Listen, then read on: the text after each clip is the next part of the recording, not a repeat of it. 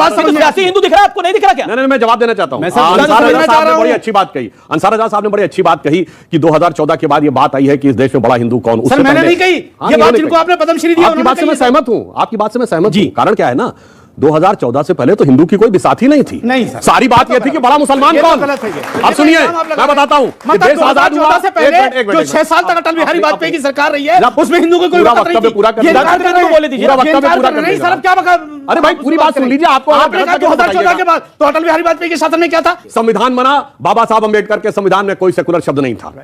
1949 में मूर्तियां प्रकट हुई, 1961 तक मुस्लिम पक्ष उसमें पैरोकार ही नहीं था। फिर आए बड़ा मुसलमान कौन, नेहरू जी ने कहा मदरसा मैं बनवा दूंगा। फिर आई इंदिरा गांधी, उन्होंने कहा तुमसे बड़े तो मुस्लिमों की सरपरस्त मैं गोरक्षक संतों पे गोली चलवा दूंगी। फिर उसके बाद आए उनके पुत्र राजीव गांधी, उन्होंने कहा तुमसे बड़ा मुस्लिमों का संरक्षक मैं शरिया का लागू करने के लिए संविधान में संशोधन कर दूंगा, सर्वोच्च न्यायालय का निर्णय बदलवा दूंगा। फिर हुई एक अलग जंग बड़ा मुस्लिम बनने की, मुलायम सिंह ने कहा मैं गोली चलवा दूंगा, तो नरसिम्हा राव ने कहा मैं मस्जिद बनवा दूंगा, तो फिर इन्होंने कहा, मनमोहन सिंह ने कहा कि देश के संसाधनों में पहला हक मुसलमानों को दिलवा दूंगा। और उसके बाद बढ़ते बढ़ते आ गई यहां तक कि आज मुसलमान के लोग कहते हैं मुलायम, लालू या राहुल के पीछे सर ये तो डेली प्रवक्ता बताते हैं, कोई नई बात बताइए ना। ओवैसी साहब आए तो अब बढ़ते बढ़ते यहां तक आ गई। अब बड़का हिंदू कौन, बड़का मुसलमान कौन, ये देखिए। एक कहता मैंने गोली चलवाई, एक कहता मैंने तुमको सबसे पहला हक दिया, एक ने। अब जानते क्या है इनकी से क्या हो गई है, जैसे एक किसी लड़की के ज्यादा आशिक हो जाए तो वो कहता है अरे कांग्रेस कहती है मैं तेरा आशिक पुराना, मेरे को तो देख। फिर वो कहते हैं, मुलायम सिंह कहते हैं मेरा कारनामा तो देख, और फिर वो वैसे कहते हैं मेरा खानदानी घराना तो देख। ये बढ़िया था गुरु। तो हकीकत तो यह है कि लड़ाई इनके अंदर चल रही है। अच्छा रही बात हिंदू की, तो एक और बात कहना चाहता हूं। देखिए आप लोग इस्लाम के अच्छे जानकार हैं। इस्लाम में एक फिरका बताइए जिसने एक दूसरे के खिलाफ फतवा न जारी कर रखा हो कि मैं तुमसे बड़ा हूं तुम हमसे बड़े हो। देवबंदी का फतवा बरेलवी के खिलाफ, अहले हदीस का फतवा अहमदियों के खिलाफ, शिया का फतवा सुन्नी के खिलाफ। हमारे यहां तो कहा गया सिया राम मैं सब जग जानी, करहूं प्रणाम जोरी जुग पानी। 30 सेकंड हमारे सवाल का जवाब सुनना तो सुधांशु जी ने दिया ना आपने दिया। इन्होंने वो कहानी जो मुलायम सिंह और लालू यादव, नरसिम्हा राव, ये डेली प्रवक्ता बताते हैं, ये सब रटी हुई बातें डेली पब्लिक को पता है। और ये व्हाट्सएप यूनिवर्सिटी से भी आया है, इसको बता दूं। क्यों कार सेवकों पे गोली नहीं चली थी? आपके व्हाट्सएप यूनिवर्सिटी से मुसलमानों का क्या कसूर है उसमें? पर गोली नहीं चली थी? क्या कसूर है? मुसलमान का नाम लिया, मुलायम सिंह यादव का नाम लिया। सर एक मिनट, क्या देखिए कार सेवकों पे गोली चली थी नहीं चली? कार सेवकों पर जो गोली चली वो गलत था, लेकिन क्या मुसलमानों के कहने पर चलाई? क्या मुसलमान का नाम लिया था? ये तो कह रहे हैं मुसलमानों के सबसे बड़े हैं। उन्होंने यही कहा कि मुसलमानों के सबसे बड़े मुसलमान का नाम का लिया। मुसलमान है क्या? किस मुसलमान ने कहा था कि मनमोहन सिंह से कि आप ये कहिए कि माइनॉरिटी पे सबसे पहले हक है? किस मुसलमान ने कहा था कि कहिए? आप बोला तब आपने इनकार किया। मुसलमान ताली बजा रहे थे भाई, तो ताली बजा रहे थे। मुसलमानों के नाम पे क्यों बिल फाड़ रहे हो? ताली बजा रहे थे। हर चीज मुसलमान पे, हर चीज, जबकि मुसलमान का कोई लेना देना। मस्जिद किसने नरसिम्हा राव ने गिरवाई? उन्होंने अगर ये कह दिया कि हम बनवा करके देंगे, तो किसी मुसलमान ने कहा था कि गिराओ। ठीक, किसी मुसलमान ने कहा था कि गिराओ। ठीक, क्यों जबरदस्ती? सही कहा। कम से कम जमाते इस्लामी को, मुस्लिम पर्सनल लॉ बोर्ड को कहना चाहिए था कि नरसिम्हा राव या मुलायम सिंह तुम तो काफिर हो, तुम मस्जिद तामील ही नहीं कर सकते, क्यों नहीं खड़े होकर? क्या जरूरत थी? मैं मेरा निवेदन है कि विषांतर ना हो। विषय हमारा है हिंदुत्व के नाम पर।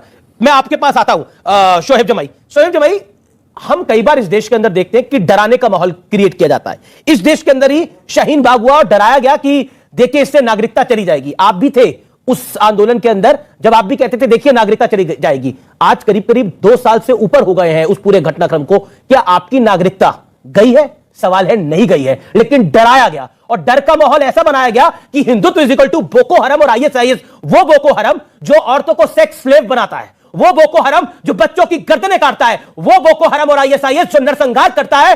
हिंदुत्व ने देश में नहीं दुनिया में कहां ऐसा करा? अगर एक एग्जांपल दे देंगे तो यहां पे मैं पत्रकारिता छोड़ दूंगा। बताइए आप मुझे। देखिए अमीश देवगन, बड़े संवेदनशीलता से एक बात पूछना चाह रहा हूं।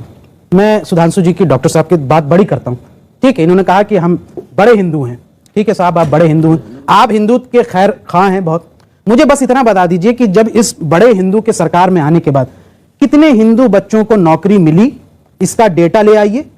और कितने हिंदुओं की नौकरी गई, कितने हिंदू कारोबारी आत्महत्या करने पर मजबूर हुए, और कितने हिंदू बच्चियों का रेप हुआ, कितने दलित बच्चियों का रेप हुआ, वो सारे आप आंकड़े रख दीजिए। अगर आप कहते हैं कि कांग्रेस सरकार के मुकाबले में आपके टाइम में हिंदुओं को ज्यादा नौकरी मिली, आपके टाइम में हिंदू बच्चियों का कम रेप हुआ, तो मैं मान लूंगा कि आप बड़े हिंदू हैं। वरना आपसे बड़ा हिंदुत्व का कोई दुश्मन नहीं। 1000 लोगों की नौकरी जाती है तो 990 हिंदुओं की नौकरी जाती है। आप मुझसे बोको हरम एक्सट्रीमिज्म की बात करें, यकीन मानिए अमीश भाई, बुरा मत मानिएगा, अगर एक्सट्रीमिज्म का मतलब कट्टरपंथ और कट्टरपंथ का मतलब एक्सट्रीमिस्ट है ना, तो मेरी नजर में तो कट्टरपंथी आप भी हैं, मेरी नजर में कम्युनल आप भी हैं, क्योंकि जो इस देश में हिंदू मुस्लिम की विभाजन कर करके लोगों की आम जन समस्याओं को दरकिनार करके रोज सुबह शाम जो है नफरत का बयान बताइए अगर हम भी बोको हराम है तो हमें फांसी लगानी चाहिए और होना भी बोको हराम है तो इस बात को आप समझ लीजिए। अबे साले तभी मैं माफ करना, गुस्से में इधर उधर निकल जाता हूँ। अरे क्यों गाली दे रहे हैं यहाँ पर इस देश को? आप बुरा नहीं मानिए, आप इस देश को गाली दे रहे हैं ये कह के कि इस देश के अंदर क्या इस देश के अंदर बोको हराम है? नहीं है। क्यों नहीं है? मैं देश का हिंदुस्तानी हूँ, यहाँ पे रह रहा हूँ, इस संविधान को मानते हैं और आप कह रहे हैं कि आप भी बोको हराम है। आप बताइए ना, सवाल उठेगा। 600 किसानों की हत्या हो गई, 600 किसान शहीद हो गए। सुधांशु कुछ कहना चाह रहे हैं? प्रधानमंत्री ने शोक जताया। आपने देखे कंट्रोवर्शियल सुन के जाइए, बड़ी शांति से बात करिए। तो आपने ये कहा, तो ये बताइए फिर ओवैसी तो कह रहे हैं कि सबसे ज्यादा इनकाउंटर और पकड़े मुसलमान जा रहे हैं, तो आप सही ओवैसी सही? बोलिए ओवैसी गलत, बोलिए ओवैसी गलत। आप तो डॉक्टर हैं, हाँ जी, ठीक है, ऑन्कोलॉजिस्ट हैं जी है। ये बताइए कोरोना की वैक्सीन के लिए दुनिया मारामारी थी, ठीक है, कोरोना की वैक्सीन यहां किसने मारे? आधार पूनावाला। क्या है? माइनॉरिटी। सबसे बड़ा scientist doctor Homi Jehangir Bhabha, minority. सबसे पहला इंडस्ट्रियलिस्ट टाटा, माइनॉरिटी। सैम मोनेक्शा, पहला फील्ड मार्शल, माइनॉरिटी। आपको पता है सुनिए, कोरोना की वैक्सीन सबसे पहले किसने बनाई? मैं